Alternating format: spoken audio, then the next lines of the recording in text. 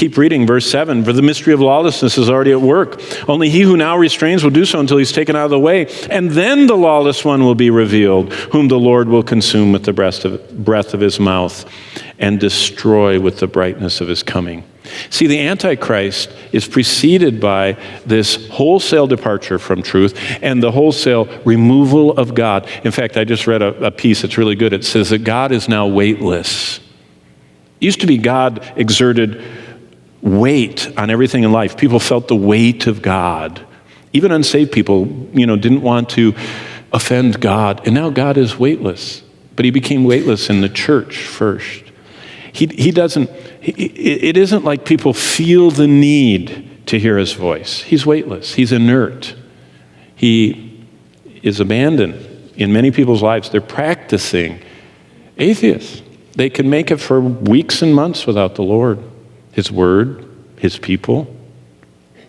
It's amazing what goes as Christendom today that is ungodly. But look at verse 9 of 2 Thessalonians 2. First, truth's abandoned, then God's abandoned. And now look what happens in verse 9. Satan amazes the world. I mean, this is the moment everybody's been waiting for. They've been watching the movies about it. I mean, all the comic books when I was little are now movies. And everybody's just getting conditioned for someone is going to show up that has supernatural power. And it's not going to be inside of a theater. And everybody can't wait for that to happen. And here it is. And it says in verse 9, the coming of the lawless one is according to the workings of Satan, with all power, signs, and lying wonders, and with all unrighteous deception among those who perish. By the way, this guy can call down fire from heaven. I mean, who needs precise guided munitions and hypersonic, missiles when you can just bring down fire from heaven, from the sky? It's like calling down 30,000 degrees centigrade lightning and have it incinerate something. That's what Satan has the power to do. You see it in Job. He brought the tornado through that wiped out the homes. He brought the fire that came through. He moved the armies. Satan is the most powerful being. He's more powerful than the Starship Enterprise. He is very powerful. And he is the highest power of any created being. Even Michael doesn't play around with Satan. He just says, the Lord will take care of you. Michael, the archangel, knows how powerful Satan is. Now he gets to show his lying wonders and all unrighteous deception. But look how verse 10 ends. Among those who perish, look at this, because they did not receive the love of the truth, that they might be saved.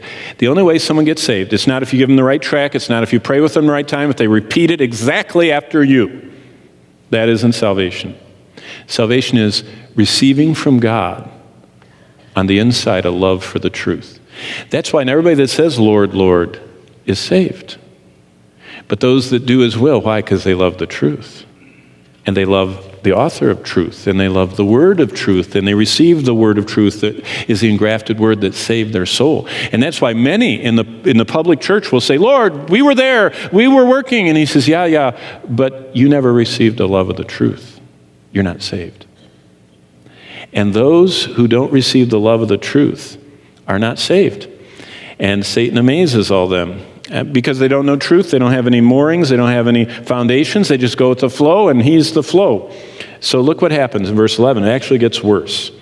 Truth's abandoned, God's abandoned, Satan amazes the world. And so what does God do? He adds to the mix. God sends strong delusion on people who are truth neglectors. In other words, he says, you've been neglecting the truth so long, I'm going to send strong delusion. I'm going to infect you with a malicious virus that you're going to love error. And strong delusion. Verse 11, and for this reason God will send them strong delusion, that they should believe the lie, that they all may be condemned, who did not believe the truth, but had pleasure in unrighteousness. Born-again people love the truth and have no pleasure in unrighteousness. Unsaved people they neglect, they don't have hunger, they don't love the truth, and they have pleasure in unrighteousness. And God sends them strong delusion.